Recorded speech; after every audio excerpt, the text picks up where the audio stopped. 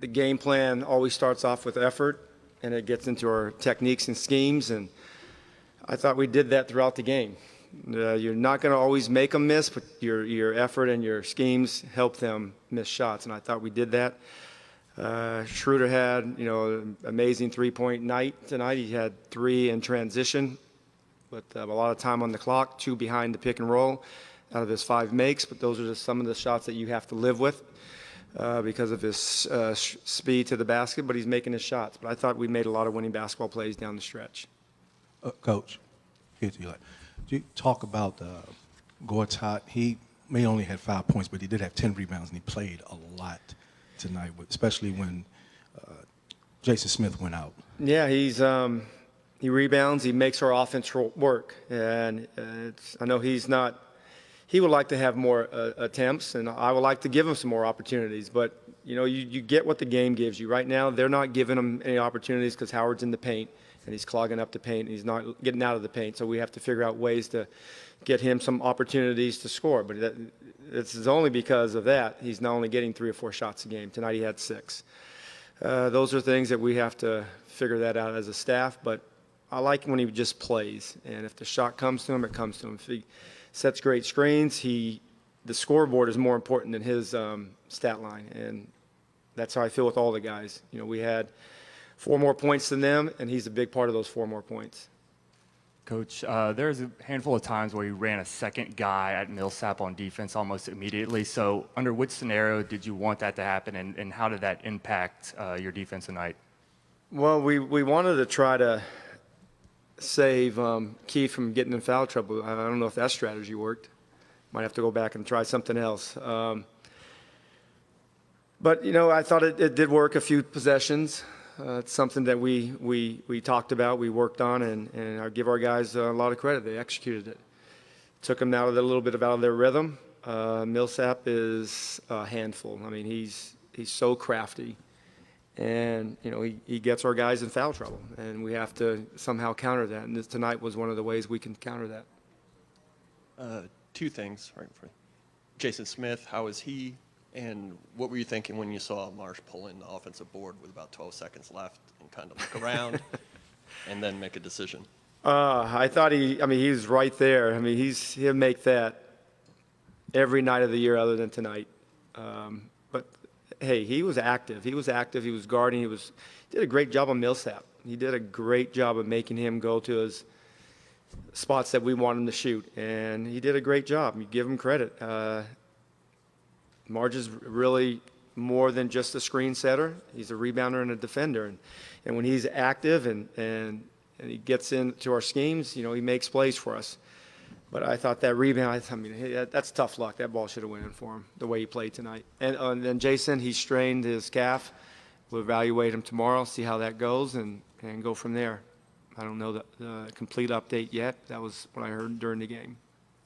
Coach, you had Brad start the 2nd and 4th, and pretty much either John or Brad were on the court at all times. So what kind of went into decision for that? Well, I knew we needed some minutes out of our players that are really good. We work all season long to give guys extra minutes in the playoffs, and with all the days off between games, normally I wouldn't like to play Brad 41 minutes, but we've had plenty of time, and our staff has done a great job of monitoring his workload throughout practices and shoot-arounds and games, and this is what you do that for. This is the new technology that we have, and we take advantage of it. You do that to give yourself more minutes and for hopefully a 2-month run in the playoffs.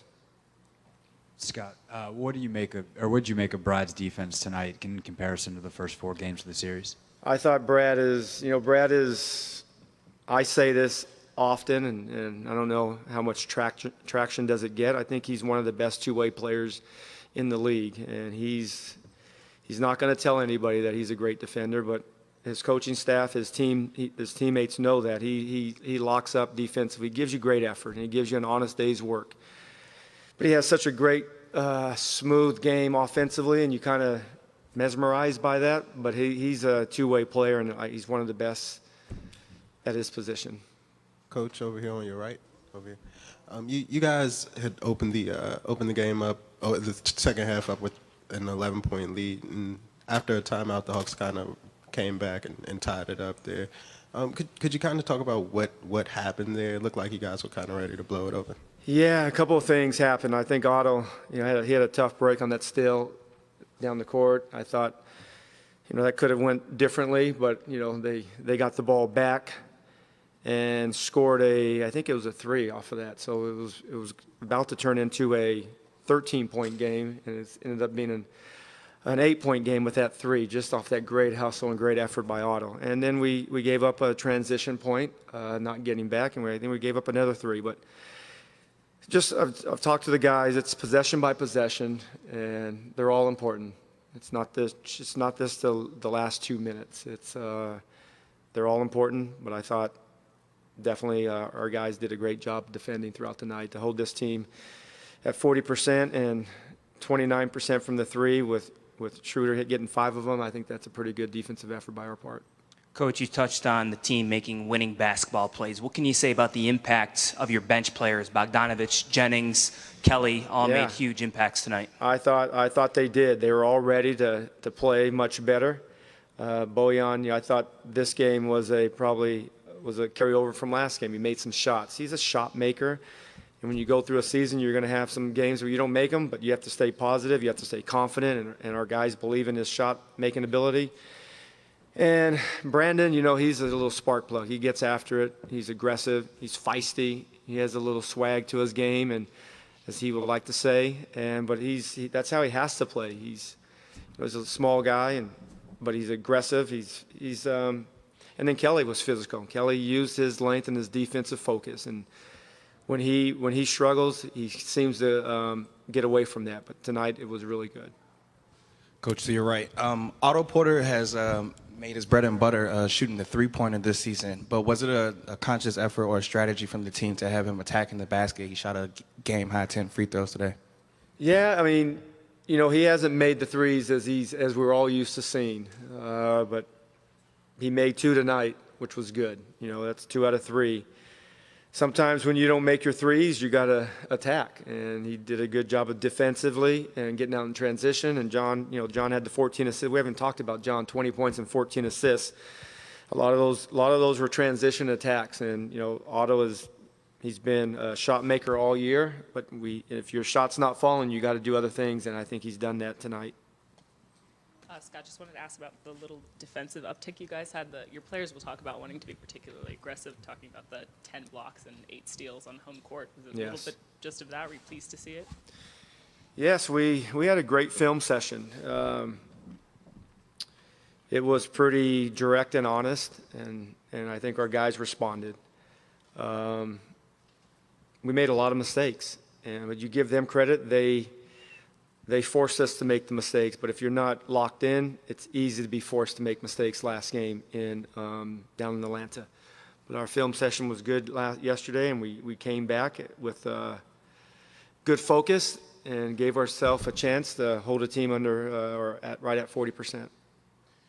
Coach, building on the bench play, how much of a lift did they give the team specifically defensively, not just with Oubre? Brandon Jennings had a steal and a layup on Calderon. Bogdanovich trapped Taurean Prince as well with Oubre. How much of a lift did they give the whole team defensively, and how do you get that play to carry over offensively and defensively from your bench in Atlanta? I think that's a good point. You know what? And you look at some of our guys off the bench, Bojan is known as an offensive player.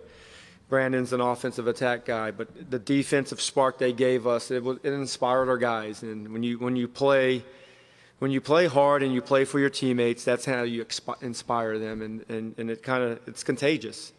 And Bojan was getting into his hands involved, active, and making them force shots and we're contesting passes, and that's good to see because it hasn't been that way as down in Atlanta, especially that first game down there.